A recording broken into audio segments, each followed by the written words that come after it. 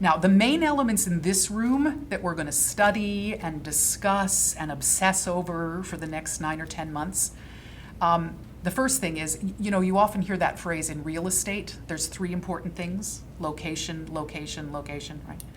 In musicals, I think there are also 3 important things: story, story, and story.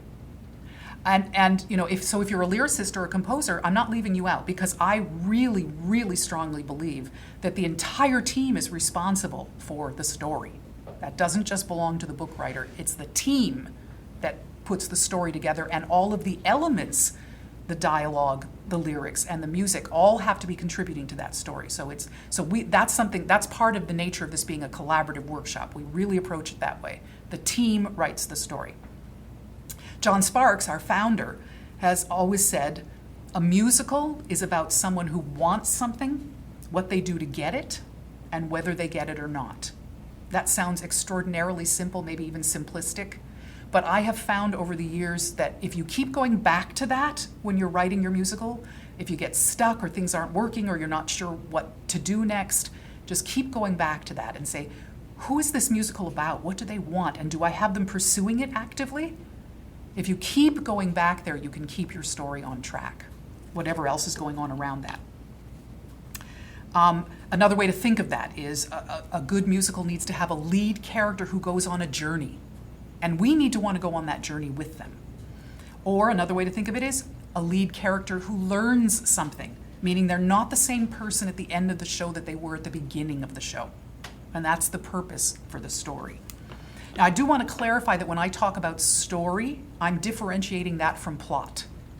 They're similar concepts, but they're a little bit different. To my mind, plot is the nuts and bolts of what happens. This happens, then this happens, then this happens, then this happens, then this happens. That's the plot. And of course, it's important.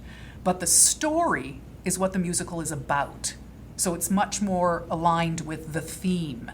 What is it that you want your audience to walk away with when they leave the theater? That is your story. It's important when you're developing a new musical, I think, not to get lost in the plot and get so excited about the little plot twists and all the fun things that are happening that you forget about the story. Because the plot is important, but at the end of the day, it's just a tool that you use to illuminate your theme. So you've got to always keep coming back to that, to the story.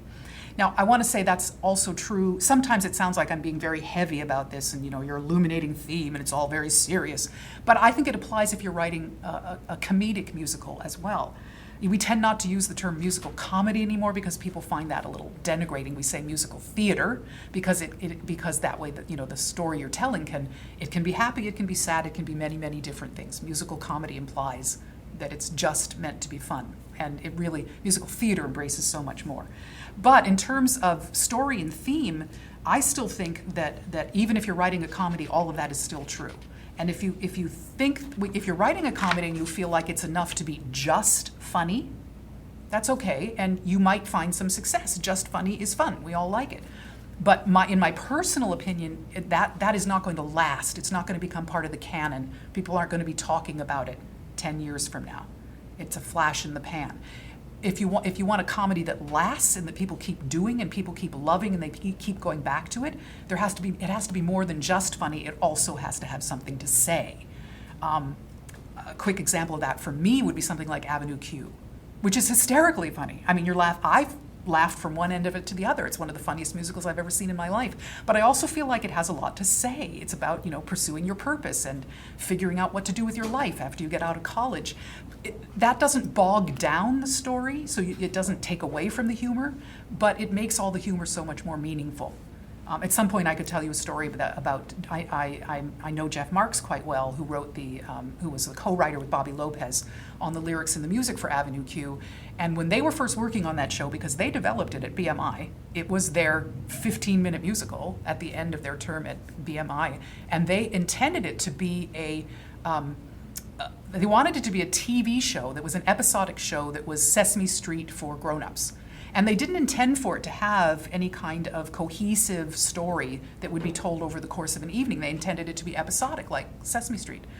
And then when they presented it at BMI and then were approached by producers, their producer told them, I'll pick you up. I want to do this show, but you need a book writer. And he brought in Jeff Liddy, who wound up writing the book. And Jeff Liddy and Jeff Marks and Bobby Lopez all got Tonys for that show. And Jeff Marks will be the first one to tell you that if Jeff Liddy hadn't come along, that wouldn't have happened. It still would have been fun. It might have been a fun TV show, but it wouldn't have been a great musical that can last. Now, I want to, these things that we've been talking about, all these things that I've been talking about in terms of story, also apply if you're writing a play, or for that matter, if you're writing a movie. Any kind of storytelling is storytelling. So what makes a musical different? What do we approach differently about a musical from a play, or in particular a play, because they're both on stage? Now, the obvious answer is in a musical, everybody bursts into song. Of course, that is the difference. But what happens because of the fact people burst into song in a musical, that also means there are certain other differences that you have to take into consideration when you're developing a new musical. Obviously, any story, and anyone who's ever studied storytelling knows that any story has to have conflict and it has to have high stakes. Musicals certainly don't have the market cornered on that. Everything has to have that. But in a musical, when the conflict is really going and the stakes are really, really high, that's when people sing. And that's when we get inside their heads. We get to know what they're really thinking, their innermost thoughts, their truths, in a way that usually you don't get to in a play. And because of that, because you have those musical moments, that means that the book itself has to be, the actual spoken words have to be really concise and economical in a way that a play doesn't have to be. Because you got to leave room for the songs, and you got to let the songs do their work. So that puts a big burden on the book writer in the team, because you have to be concise, and every single word that you write that's spoken has to simultaneously reveal character and move the plot along and lead inevitably to the next song. Nothing can be in there without a purpose like that. There's no time for it. In a musical, also, one of the other differences is you can indeed rely on the power of music and lyrics to do some of the storytelling for you. The dialogue obviously doesn't have to do all of the storytelling, because music and lyrics, especially when combined, can do a lot of that work for you. Often, lyrics can tell something more potently than dialogue alone, and when you add the music too, sometimes the music can tell a story without even having to have lyrics. An example for that, for me, is the song There's a Place for Us in West Side Story. When we first hear it in the show, it's a love duet, when Maria and Tony declare their love for each other and their hope that someday they might be able to live in a world where the differences between them that are causing issues won't be there, that they will live in a better world. Then at the end of the show, when Tony is dead and Maria is grieving, the Jets and the Sharks together lift up Tony's body and process out with him. And while they go, you hear ba ba ba ba ba ba ba ba ba ba ba. No lyric. And you don't need the lyric, because you already heard the lyric married to that music, and it's intrinsically bound with it. Whenever you hear that music ever again, you hear those words and you know what that means, and it's really powerful, and you don't even need the lyrics.